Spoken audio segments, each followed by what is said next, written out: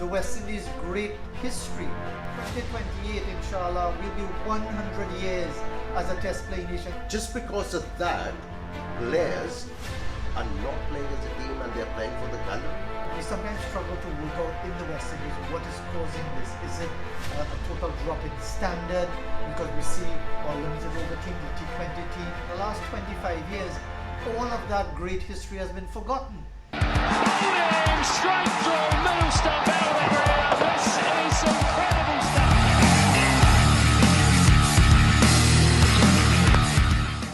Assalamu alaikum. Welcome to my official YouTube channel. Pakistan और West Indies की series होने जा रही है पाकिस्तान में।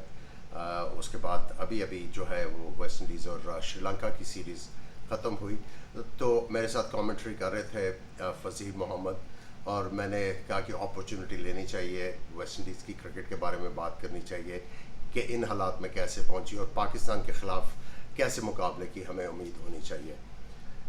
फजीर के मतलब मैं आपको बताता जाऊँ कि बड़े is a very well respected and very seasoned commentator. At the same time, he's a journalist as well.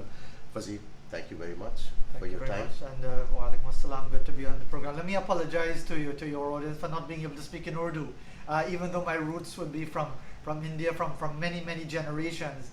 I'm a full-fledged West Indian, so we've lost that connection with the language a long time ago. Oh, wait, we excused you for that. Don't worry about that. But good to have you with me. Fazeer, you know, West Indies cricket was at top, and you know, it's painful for us who have played the game against West Indies. We used to take pride performing against them, and you know, everybody thought as a youngster that if you are able to score or pick up wickets against West Indies, you will be recognized by the cricketing world. But what happened? It's painful for me. It must be excruciating for you as well. Very disappointing. And you know, Aamir, it's interesting that we're having that discussion, because when I had the opportunity to go to Pakistan for my one and only time in that 1997 series, where you scored those couple of big hundreds against Ian Bishop, Courtney Walsh, Curtly Ambrose, that actually started a period that continues to this present day, where the West Indies have lost 120 test matches over that period, which works out to 5 test matches every year. Just think about it for a moment. From the team that you would have played against, the team that you would have grown up respecting and hearing about and seeing your own heroes come up against, to a team that now loses every year on average 5 test matches. We sometimes struggle to work out in the West Indies what is causing this. Is it a total drop in standard because we see our limited over team, the T20 team, lifting 2 world titles? But it's really a situation now where our standard is so low, so poor, the domestic game. You wonder, how will the West Indies get out of this situation? I hope you're not blaming it on me because of those 200. Not at all, not blaming you at all. But the thing, what actually happened? You know, was there a conflict of interest, or the players, you know, the youngsters lost interest in the game of cricket? It's really difficult to work out, because we still see the talent. You still see players with ability. I mean, even in this series against Sri Lanka, which has just come to an end, the West Indies actually led Sri Lanka in the second test match on first innings by 49 runs. And up to tea time on the 4th day, the West Indies still held the advantage, but just seemed to fall away with that record 9th wicket partnership.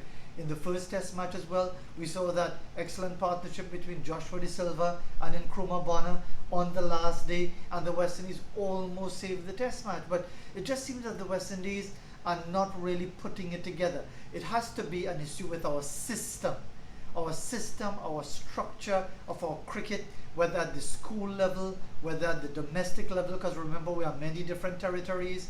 It is not bringing out that excellence and that burning desire to succeed at the highest level from many of our cricketers. So, there was a chatter going on for a long time that there is not enough for the youngsters to be lured into cricket. You know, the people are saying that there are scouts who are actually traveling to Caribbean and pick up the youngsters to actually feature in NBA or other sports in America. Is that the case? That's not really the case. Really, those who might be playing American basketball are very few, no more than half a dozen, if so many. It's very difficult for players from our part of the world to get into the NBA or to get into any other American sports for that matter. In fact, you see a lot of young people either taking up football or cricket. You get a lot of young people there. In fact, the West Indies at the 19 level won the World Cup with Shimron Hetmyer as the captain in 2016. So there is that talent, there is that talent pool. A lot of young people take up the game. Jaden Seals is a bright young talent who sadly didn't feature in this series. He's a good young fast bowler who will be playing in the LPL, the Lankan Premier League, over the next few weeks. So there is that talent, but there is something about our game which doesn't push these players to go to the higher level as far as their performance, because you look at their numbers and they're ordinary, they're mediocre. See, from an outsider who has followed West Indies cricket, I don't know about the politics, and I don't want to know about the politics. What's happening back in West Indies with different countries and islands.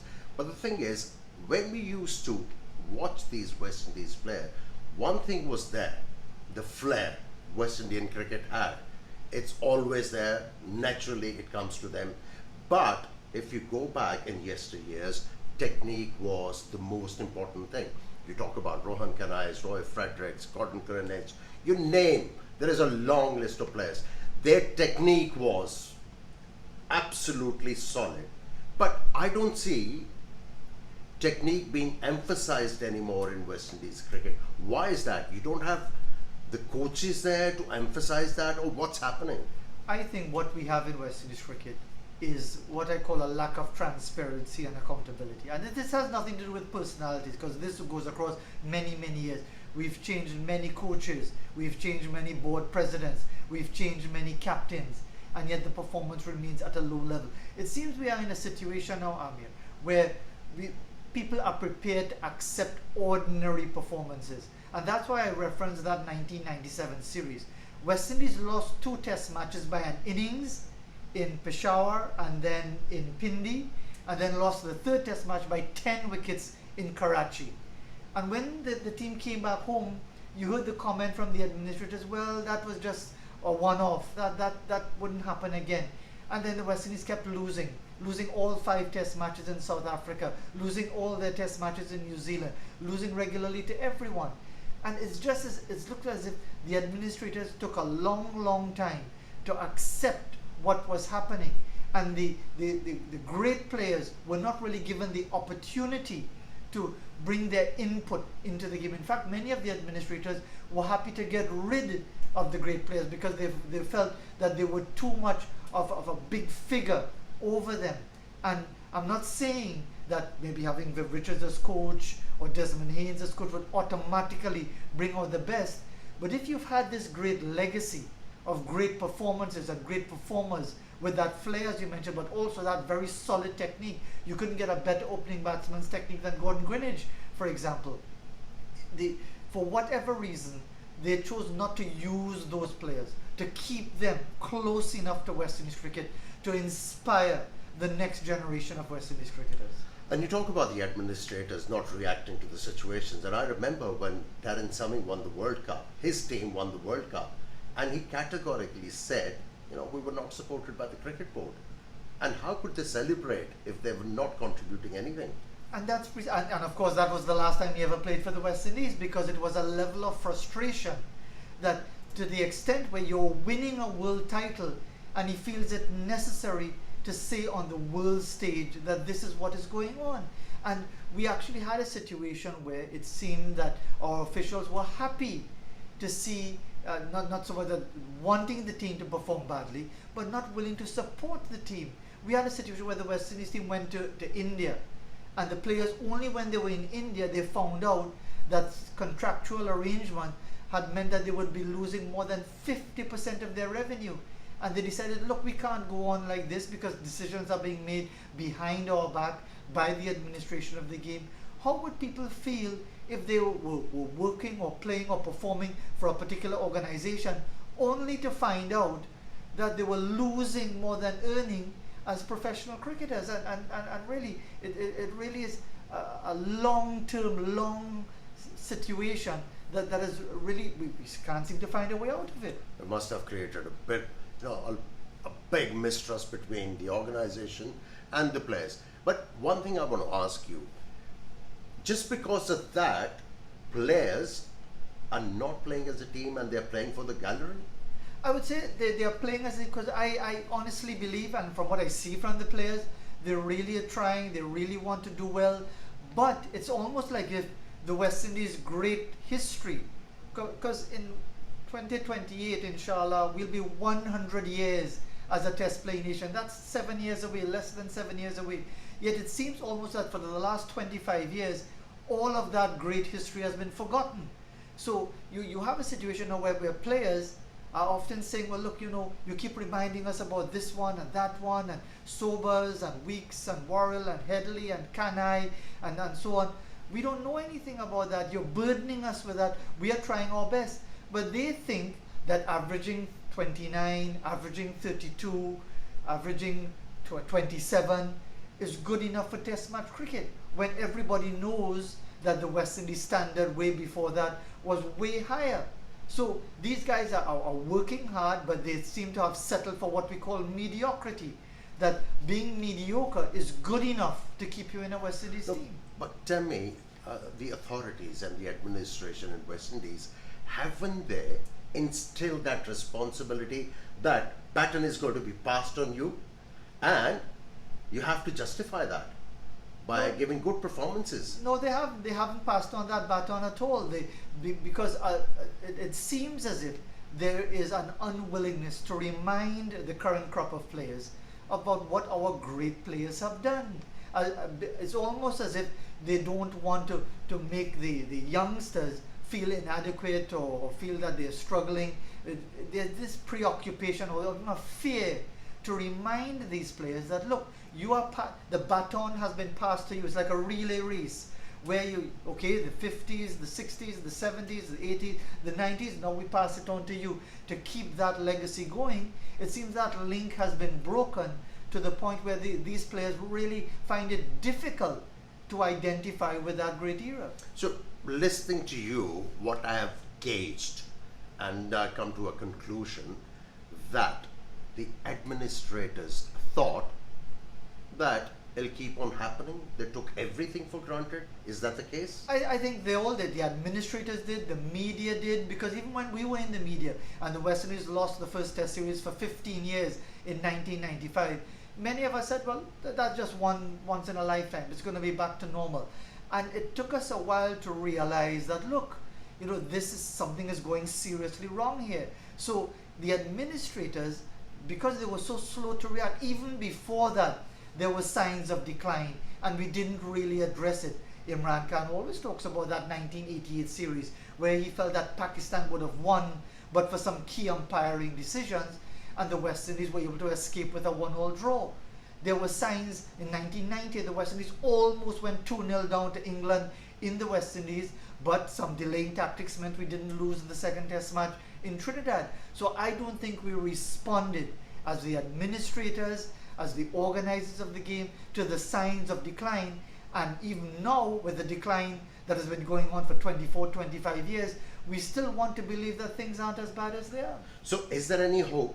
And you think it can be addressed, and we see West Indies actually rising once again, and there's going to be a rally around the West Indies, your anthem?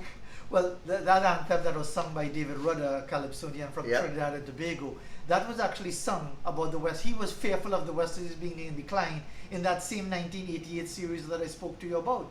And the West Indies went 7 more years unbeaten. I wouldn't want to say that there's no hope, because I believe there's always hope, because when you see that talent, not just because of Shea Hope, but there's always that belief that these young players, you can see the effort in a Kemar Roach, in a Jaden Seals, you can see Virasamy Permaul coming back into the team and taking 8 wickets. So there is ability, but it really comes down to the authorities making up their minds that the time for all of what I call pretty talk, not wanting to say it as it is, not wanting to own up to our shortcomings, and reminding ourselves that West Indies cricket has been an inspiration to the world. West Indies cricket is like Brazil in football. It's like Manchester United. There's a legacy of greatness that the world identifies with, and we need to come back to that and set very, very high standards and not accept mediocrity. In a nutshell, you're trying to say in different words that the administrators, they have to come out their suits and wear those track suits to be able to deal with the situation? Yes, and stop being high and mighty. Stop trying to spin everything in a positive sense. Sometimes we need to acknowledge where we are. I think reality is not about being negative, but it's about being real. If you say West Indies have lost on average 5 test matches every year for 24 years, that's there in black and white. You can spin it how you want. That it is there. So let's own up to that. Let's accept that we've done wrong, that we've mismanaged the situation, and only then can we move forward. Thank you, Fazeer, for enlightening us what went wrong with the West Indies series. The next program is going to be about the perspective of West Indies playing against Pakistan. Bowling straight through, middle stump out of the area. This is incredible.